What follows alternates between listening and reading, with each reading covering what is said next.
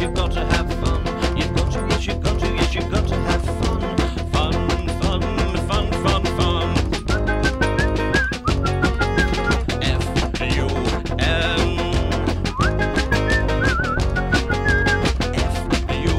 F-U-N. Always a wonderful time at Leaf.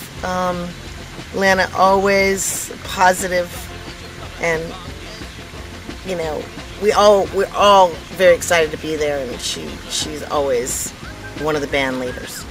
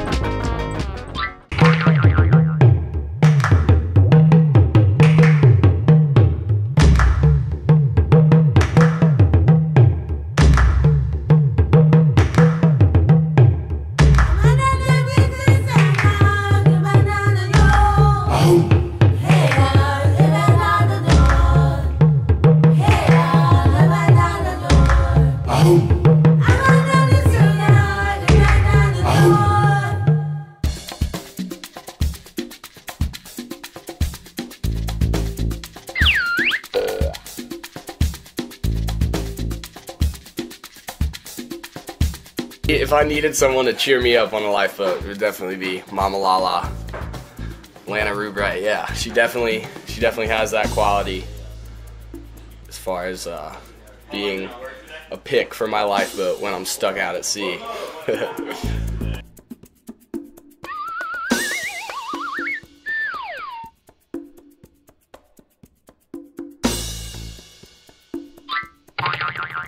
Lana is a light being. Wherever she goes, she shines unbelievable light, and I just am so grateful to be her friend and to be around that light. And John?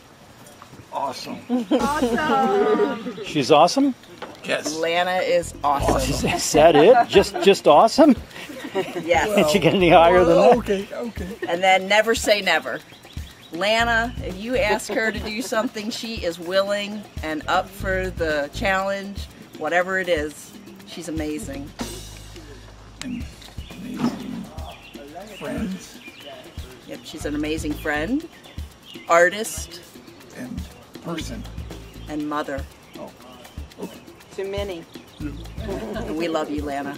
Yes. Happy birthday. Happy birthday.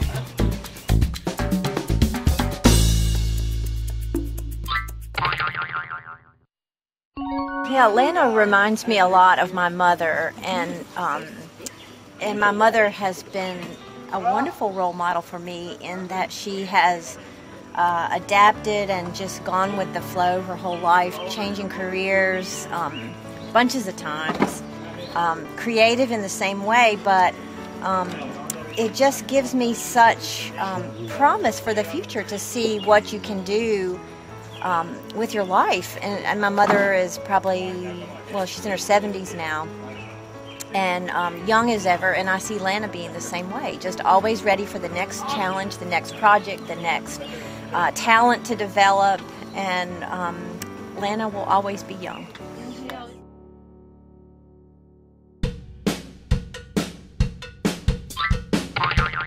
Whenever we come back, it feels like nothing's changed. You know, like everything's just right back to normal, back to like the grind. Yeah. You know. Say like Lana like helps keep that together. Mm-hmm. Having all the families here like brings us together closer. I feel like when we come back from school, when we come back from wherever, it's still gonna be like, just jump back into it. When I come home to like see my parents from after visiting, I have to come see all the parents like Lana. Yeah. Because it's just part of the family. She's always going to be there. I know she's always going to be there for me. Yeah. Like, no matter what, she's always going to be that second mother. Just Lana's the shit. That's basically it. Tim and I ride our bikes over there to see the latest progress in the project, And that's fun to do, and they always stop what they're doing and sit down for a moment. It's not like they have to, they're driven to keep going even though they get so much done, but they always stop what they're doing and are able to get back to it after we leave. So it's really nice. So we do miss them, but we just have to make plans to see them. I mean, I've been by Florida so many times, and it just is, you know, when we first went by, it's just it's an awful looking place. And then the next time we saw all these colors, paint colors everywhere, you know, this whole smorgasbord of colors. And I kept thinking, wonder which one they'll pick, you know. And then the next time we go by, they've completely transformed the place, you know. And it's like, oh, it's just amazing how they could do that with that awful little beginning. You know, it's just the spaces they're creating are just wonderful places that people can thrive.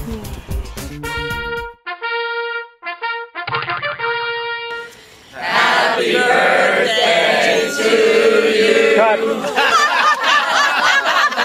I really expected more from this group than that. Whoa. Thank you for coming now.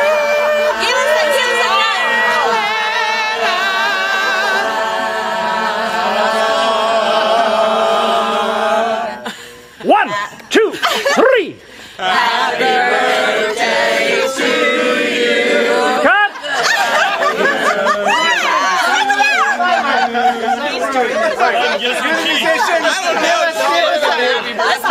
Let's have it. Give us a two. I think it's no. Give us middle C. Faster.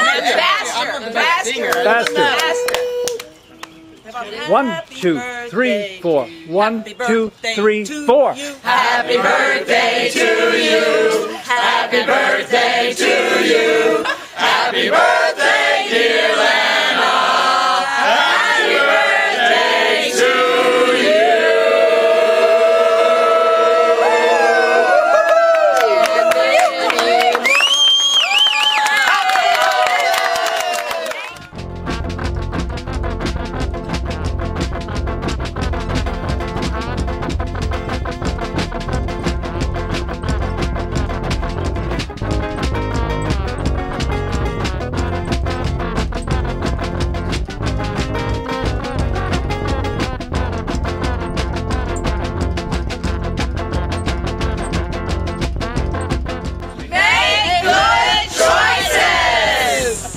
Or not.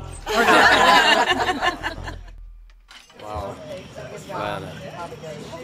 I met Lana at 5:45 in the evening. I think it was the evening on Max Yasker's dairy farm near the hamlet of White Lake, close to the town of Bethel, New York, on August the 16th, 1969.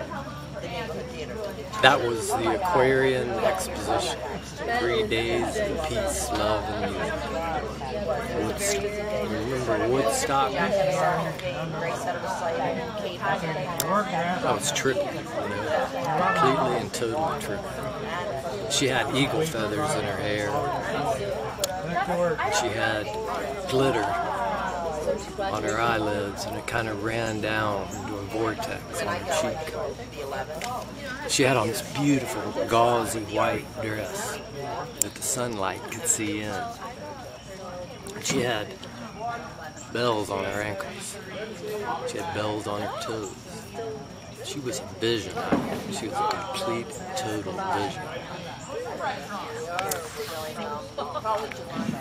And we listened to music. We got soaked in the rain. We slid in the mud. We swam naked in the lake. We smoked the first little bit of herb we ever smoked. We had one incredible time. I met her. I'd somehow managed to get backstage, and she was sitting in like a beautiful tie-dyed VW Volkswagen in the dryers. And as soon as our eyes met, we just sort of, we stuck together for the whole 3 days. And as soon as we met, Carlos Santana came over. And he said, "Would you two please help me find my guitar? It's crawling around here somewhere." And you know, we helped him look for it.